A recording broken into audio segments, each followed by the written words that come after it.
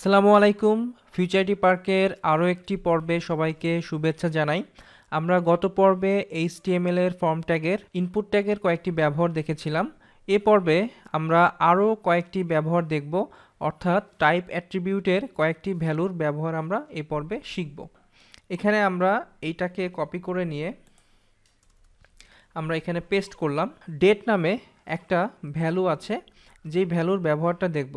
তো ডেটের ক্ষেত্রে আমাদের ম্যাক্সিমাম মিনিমামের দরকার নাই, আমরা শুধুমাত্র ডেটটাই দিব আর এখানে আমাদের ডাটাগুলো চেঞ্জ করে দিব।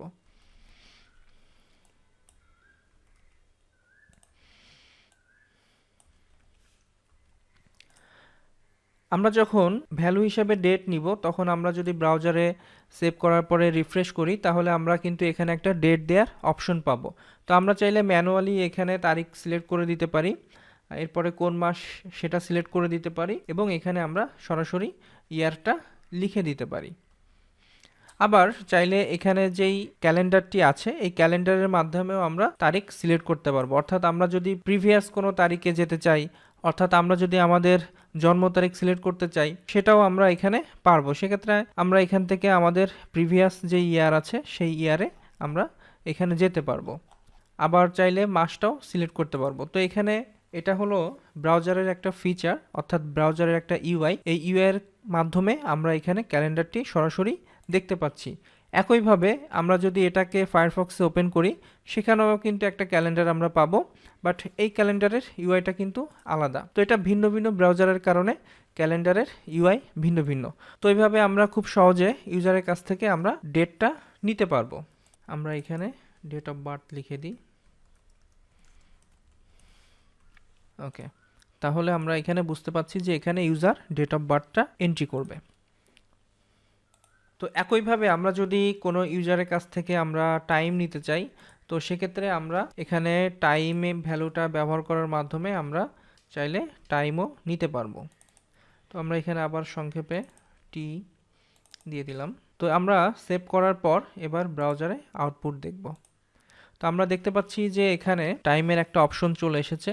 তো আমরা এখানে একইভাবে টাইম ইনপুটও দিতে পারি, বা আমরা চাইলে এখানে থেকে সিলেক্ট করে দিতে পারি এএম পিএম বা যেটাই হয় সেই টাইমটা আমরা এখানে সিলেক্ট করে দিতে পারি। এরকম আরও একটি ভ্যালু আছে যেটার মাধ্যমে টাইম এবং ডেট একসাথে দেওয়া যায়। তো আমরা সেই বিষয়টা একটু দেখব।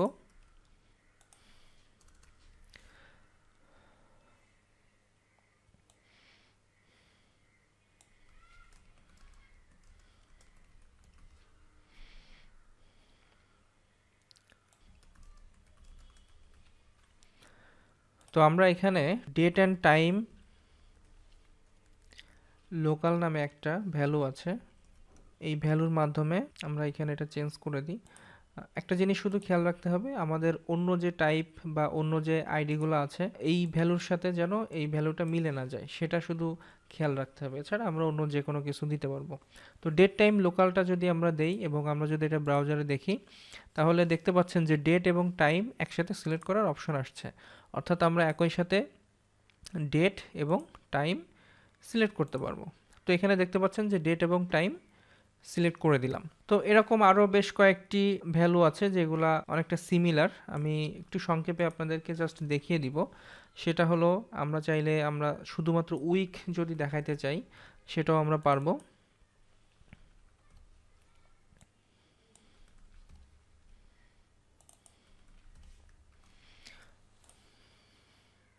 এবার যদি আমরা ব্রাউজারে এটাকে রিফ্রেশ করি, তো এখানে আমরা উইক সিলেক্ট করতে পারবো। অর্থাৎ আমরা জানি যে এক বছরে 52টা বা 53টা উইক থাকে। তো এখানে আসলে সেভাবে আসে যে কততম উইক। তো আমরা এখানে চাইলে সেই উইকটা আমরা যদি তারিখ সিলেক্ট করে দিই, তাহলে অটোমেটিক্যালি চলে আসবে। যেমন এই যে ফেব্রুয়ারি মাস এখন হলো নবম সপ্তাহ, অর্থাৎ এই বছরের নবম সপ্তাহ, সেই জিনিসটা বোঝাচ্ছে। একইভাবে আমরা চাইলে মান্থটাও ব্যবহার করতে পারি।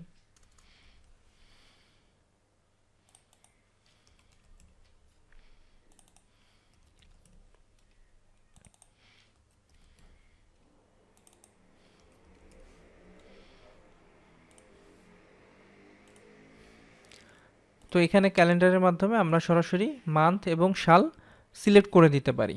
তো এই পর্বে আমরা বেশ কয়েকটি টাইপ অ্যাট্রিবিউটের ভ্যালু সম্পর্কে জেনেছি। পরবর্তী পর্বে আমরা আরও কয়েকটি ভ্যালু সম্পর্কে শিখব।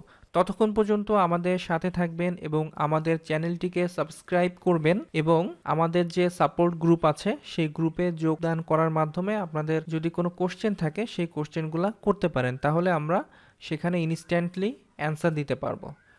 ধন্যবাদ সবাইকে।